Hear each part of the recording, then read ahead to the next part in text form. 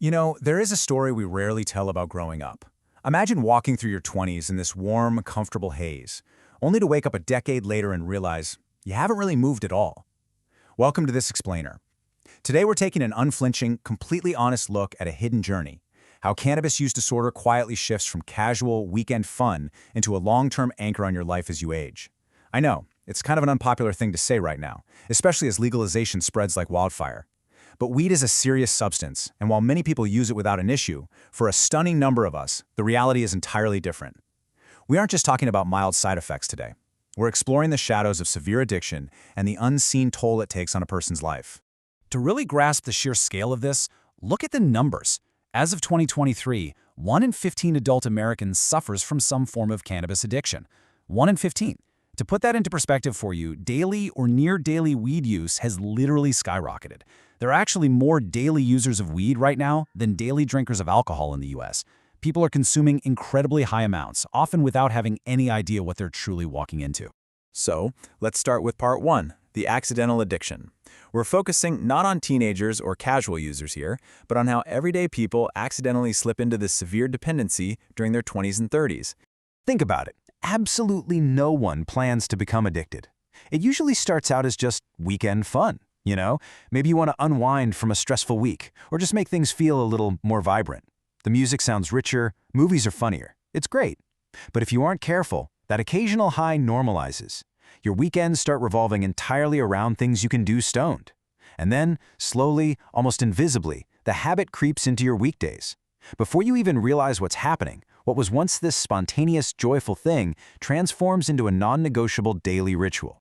And here is where it gets really serious. Once you become a daily or even near-daily user, your risk of developing cannabis use disorder absolutely skyrockets to 30%. That is a massive, highly relevant risk. And it's incredibly deceptive because it might take years before you feel the full, crushing weight of that daily habit. It literally sneaks up on you in the background of your life. Over time, the very nature of the drug completely changes. Those joy-enhancing effects, they dissipate. In their place, a comfortable, heavy numbness takes over. Weed stops being about having fun and becomes your primary tool for coping with reality.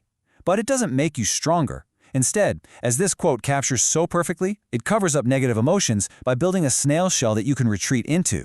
You aren't actually facing life's real challenges anymore. You're just hiding inside the shell.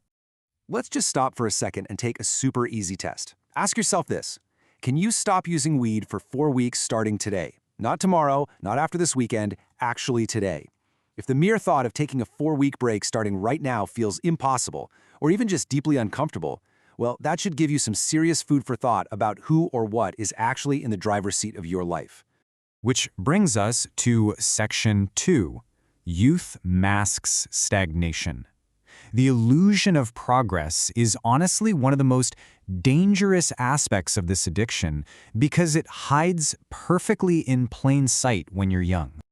Picture your 20s. Life naturally throws all these new experiences and challenges at you, right?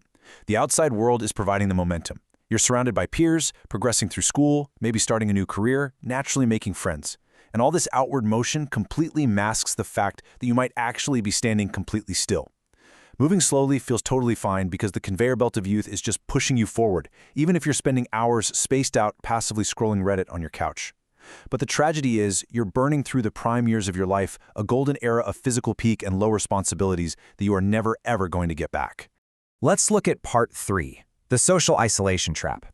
Because as we step out of those forgiving younger years, the social consequences of a daily habit shift from just a mild handicap to something truly catastrophic. The contrast between these 2 decades is honestly stark. Socializing in your 20s is easy, it's group-oriented, and people are forgiving. But as you cross into your 30s, everyone goes through this massive inflection point. People become incredibly busy. Careers, partners, travel, kids. Free time becomes a precious commodity. Casual hangouts turn into 2 adults intensely comparing their calendars. And in this highly selective, fast-paced environment, just sitting around smoking a joint on the couch drops way, way down their priority list. If your whole identity is tied up with weed, you suddenly become highly incompatible with the people who are actually moving forward in life. And this descent into isolation, it happens in stages. It almost always starts with worsening social anxiety, which ironically is a super common side effect of heavy use. So you feel anxious, and it becomes really tempting to just stay home. The weed numbs the guilt or the FOMO of canceling at the last minute. You tell yourself, I'll go next time, but you don't. You eventually become that flaky, unreliable friend, and the harsh reality is, the more opportunities you skip, the fewer you get. Eventually, people just stop inviting you out altogether, and you find yourself completely isolated, relying on weed to fill the role of a best friend. And it's not just your friendships taking a hit, it deeply damages romantic relationships too. It breeds this heavy complacency in dating during your 20s. And if you are in a relationship, that daily haze takes a heavy toll. Partners feel neglected, communication completely breaks down, and trust just evaporates. The addicted partner often doesn't even realize how poorly they're handling things because their emotions are so numbed out, which means they're completely blindsided when a neglected partner finally decides to pack up and leave. Let's be frank here. People in their 30s want a partner ready to share real adult responsibilities. A severe addiction simply makes you unattractive to peers who are actively looking to build a life. Moving on to Section 4, the Achievement Delay Machine. Because beyond your social life, the addiction acts as a massive, heavy anchor on your professional and personal growth. The cumulative damage over time is just staggering. Long-term studies show us that heavy users face reduced academic performance, much lower income, and far less stable employment compared to peers from similar backgrounds. Just the financial cost alone is massive. We're talking thousands and thousands of dollars literally burned away on the drug itself. Combine that with the endless missed promotions because of procrastination, failing to meet responsibilities, or simply lacking the drive to show up to networking events, it all adds up. You see, people cut you a lot of slack when you're young and just figuring things out. That's the beauty of the forgiving 20s. But by your 30s, that slack expires sharply, and the pain of comparing your stagnant reality to your achieving peers becomes incredibly sharp. You look around and realize you've traveled less, met fewer people, and just had fewer interesting experiences. You have, in a very real, tangible way, lived less than your peers. This brings us to part 5, the mental health flip. Because on top of all the social and career costs, your mental health is the final thing that quietly erodes over time. And what makes this addiction especially devious is how it completely tricks your brain into thinking it's actually helping you. It might seem to calm your anxiety or depressive feelings at first, making you feel totally relaxed in the moment. But behind the scenes, weed is actually rewiring your brain's reward system.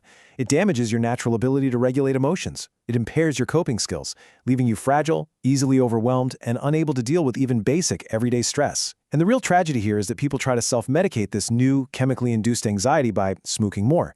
Ultimately, you are just holding back a massive dam of bottled-up negative feelings, and it is ready to crash into you and everyone around you the second you don't have the drug. But there is hope. Finally, part 6, escaping the weed prison. Because despite how grim this timeline looks, there is a way out. Research clearly shows that people who break free from this addiction experience a profound, noticeable improvement in both their mental health and their overall life trajectory. The absolute most crucial takeaway from this explainer is a fundamental shift in perspective. All the negatives we just talked about, the isolation, the delayed dreams, the emotional numbing, they aren't just things that might happen to you in some distant, foggy future. The consequences of living inside that comfortable snail shell are robbing you of your potential right now, in this very moment. You are missing out on your life as it flies by, today. Look, if you find yourself in danger of this addiction, escaping it won't be fun. It's going to be incredibly hard. But the earlier you break the habit, the much better your life is going to be. You actually have the power to step out of the shell and experience the full, vibrant world again. So what choice are you going to make today?